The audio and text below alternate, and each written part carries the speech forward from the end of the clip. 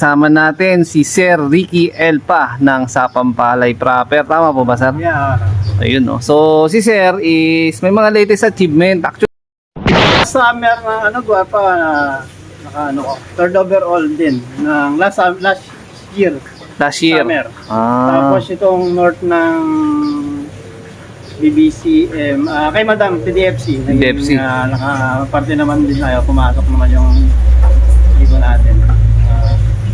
Pagda- Overall din. ayun. Congrats, sir. Yung mga ibon mo, sir, na nagpanalo nitong mga nakaraang karera lang, eh, nandito pa naman, o paano po? Dito pa naman kasi yung dalawa nga hindi nga nakauwi last lap. Pero nakapwesto na kasi, sir, no? Oo, nakapesto naman sila. Ayun. Hindi na nasipa kasi walang nag-clock. Wala na.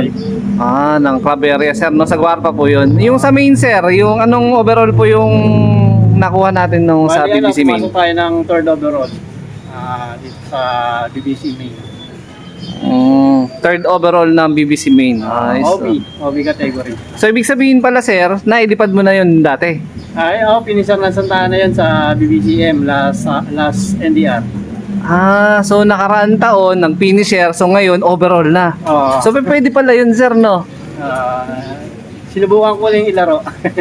Pero first time nyo bang gumawa ng ganong klaseng routine, sir, na finisher ko last year, tapos idilipad ko ngayon? O dati, gano'n talaga yung gawa mo? Ganun pagka kasi may mga finisher ako dito, nilalaro ko ulit. Ulit, hanggat umuwi, sir, no? Kaysa naman i-stack ko dyan, wala akong Sa bagay. testingin ko ulit.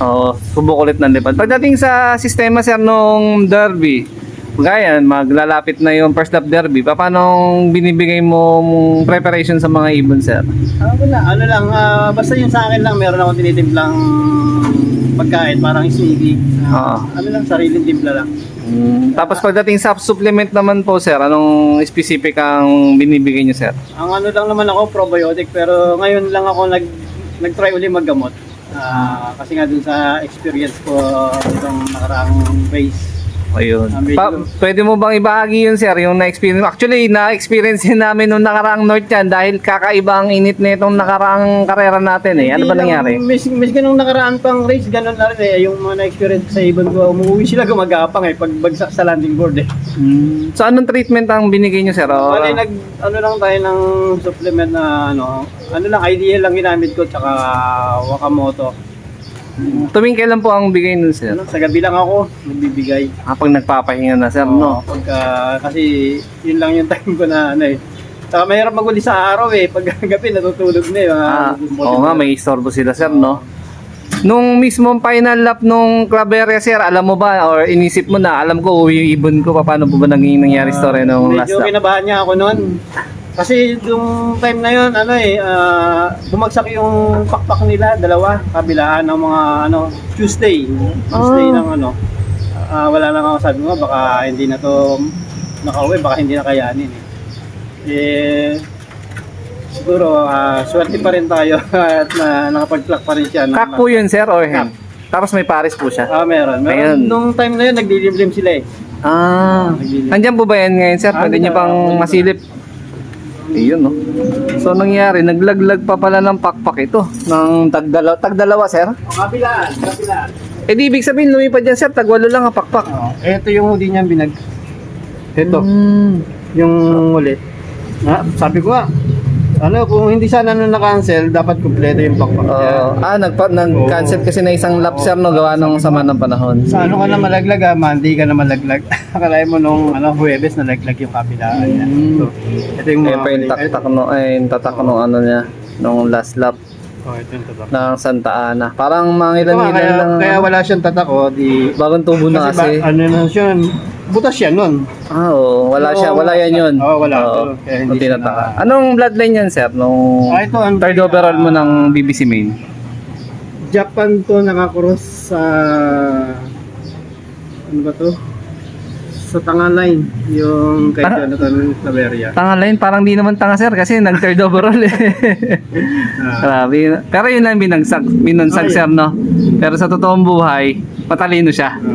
Ewan ko bakit tinawag niyang tanga yun, pero ayun kasi yung nakita ko. Sa mga ibon niya, yun yung mga winner niya, yung mga system. Pagdating sa motivation sir, first lap pa lang ba nagmo-motivate ka na o Ano? may final 2 laps ka na nagmo-motivate? Hindi. Simula pa lang to, may pares na kasi sila eh.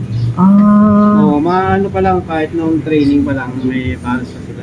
So nangyari, hindi mo lang pinapaitlog sir or paano hindi mo lang pinapano?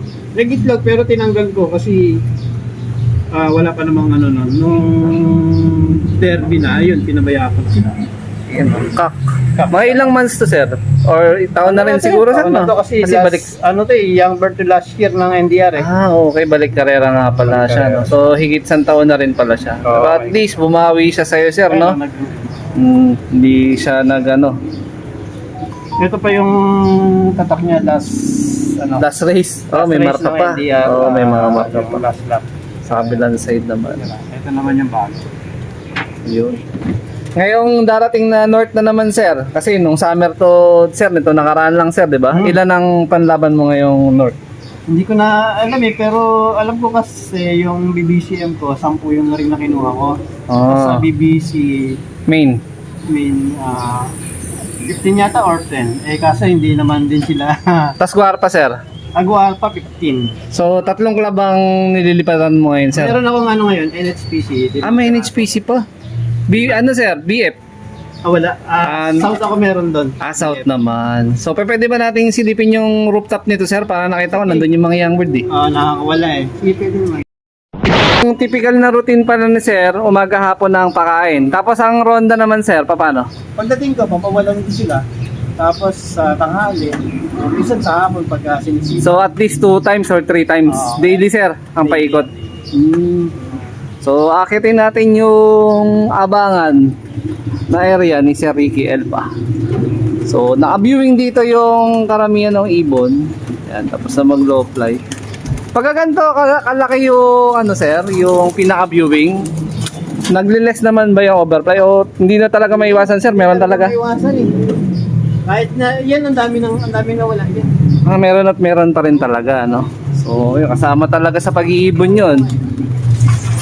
Ayun no. Tsaka minsan sir, di natin alam baka naserga sir no. Oo. Tsaka yung ba nahuli. Nahuli. Ayun. Dito naman pag nawalan ako, hindi ako nag-ano. Inahayaan mo na lang sir. Pagdating sa mga young bird sir, pag nagtuturo ka, ilang days old sila or ilang months bago iakyat dito para mag-viewing na? Kasi matandaan na rin kasi maliit lang itong kulungan ko. Minsan inakay na ako, ginagamit ko pa to. Kaya ginagawa ko, pag natapos yung race, saka ko pa lang sila iakyat. Oo. Tapos ang viewing naman dito sa taas sir, may specific kang na araw o 2 weeks, 1 week bago pakawalan? Wala. Minsan matagal eh. Kasi nga hindi ko kinasama sila pagka may race. Hindi ko sila. Okay hiwalay. Yun yung problema natin sa mga ganito sir no, pag nagpapalitan ng karera. Pagkatapos ng karera, saka pa lang sila saka ko lang sila ibababa dyan. Pero yung pagkakonti naman yung laman nito, sinasarado ko na. Nahati ko na sila. Kasi may separate, may divider naman. Wala ko nga ito paggawa ito eh. I-adjust, ito sir, dadagdagan mo na naman to. Pwede pa. Nag-aabot eh. Yung season ng North, pag nagpapalitan ng sir no, mahirap. Di ba yung mga nilalaro natin, mga carrier ng sakit. Hindi talaga yan sir yung mga bata, yung katabi nila. Sila yung mas prone kapitan sir eh. Pagka ganyan sir, nakaka-experience ka ng may one-eye cold or sabi natin adeno, anong treatment binibigay niyo? Hindi naman maiwasan yung sakit eh. Oo nga sir. Nakakaano ko lang din yung one-eye nila. Yung, lalo na sa panahon sir no? Yung na yan, ang hirap pagalingin. Anong binibigay mo sir? Para may idea lang yung iba natin. Ano lang naman, minsan yung, di ba, may pamatak sa mata akong ginagamit. Yung one-eye, yung kaya lang minsan tiring lang po. Hirap. Depende sa sir no, may malakas talagang kapit na one-eye cold no? Masawa na akong gamutin, hinayaan ko na lang eh. Tapos kusa naman gumagaling. Meron pa nga dyan na may one-eye din yun dito. Naikot naman. Oo, nandyan. Tagal na yun, sinawaan ko ng kagamot. Nandiyan pa rin, medyo pa rin sila ngayon. Hindi naman katulad na dati. Sir. Dati, nagluluha ngayon, hindi na masyado eh. Tsaka parang parang nag-i-evolve yung mga sakit-sakit sir eh. Kaya ngayon. Parang dati, ang easy lang gamutin ng one-eye cold, pero parang ngayon, parang palala ng palala eh. Para hindi na... Parang naobserbahan mo rin ba yun, sir? Yung gano'n, no? Parang nagmo-mutate din yung ano, yung sakit eh. Tapos ano, ngayon, pag simula 1 ay nagkakakomplikasyon na. Minsan, Oo. growing lights, tapos papunta na sa adeno. Dire-diretso na, sir, no? Pagka nagkarera ka, sir, ano specific na edad na prepared mo sa ibon? Ilang month old sila dapat na bago Rin eh, Pomeranian kasi Derby na? Yung pag nag-breed, minsan yung iba late eh. So wala ka rin talaga Oo, specific. wala. Kasi minsan nalilate yung iba na breed. Kung anong edad lang sila abutin. Yun na yun talaga, no? So, pagdating ng ano, yung lipara na tsaka ganda ng kondisyon na lang yung basihan, sir, no? Kasi minsan pag nag-breed ka, hindi naman lahat napipisa. Minsan unang ano mo, mga walang similya. Oo, sir. Nagtatagal kahit na maaga akong nag-breed. Na-experience ko yung minsan walang mga similya yung ibang unang clutch. Tapos walang, minsan nagkakasakit, kaya agad. Oo. Hindi naman madaling tamaan ng sakit eh. Totoo, sir. Pagdating sa mga minerals, sir, yung mga natural minerals, anong specific binibigay nyo, sir? Kaya yung breeds lang, saka yung Probiotic. probiotic. Tapos yung mga may herbal na tayo, nilalaga. Oo, yung common na napapanood din natin sa mga ibang kalapatids natin. So, ayun, no? Sa ano ko, yung dahon ng bayabas. Okay. Antibacterial kasi yun, sir, no? Sa Cancer? Okay. Electrolytes, sir, nagbibigay din po ba kayo? Pagka during training or arrival? Hindi. Wala ano lang. Minsan lang dyan, nilalagyan ko ng asin. Yung natural na ginagawa na parang pang electrolytes. Asin, baking powder. Hindi na. Asukal. Meron ako dyan molasses. Honey, sir. Honey, meron din. Ayun. So, hindi ka na pala nag-electrolyte, sir. Probiotic lang. Tapos, natural na electrolytes na ginagawa. Ayun, no? So, napaka-simple lang ng pang-motivate ni sir. Pares yung ano niya. Yung pinisan ko ng Tacloban sa Ming. Ito, yung pares nun. Finish ng Tacloban yan, sir?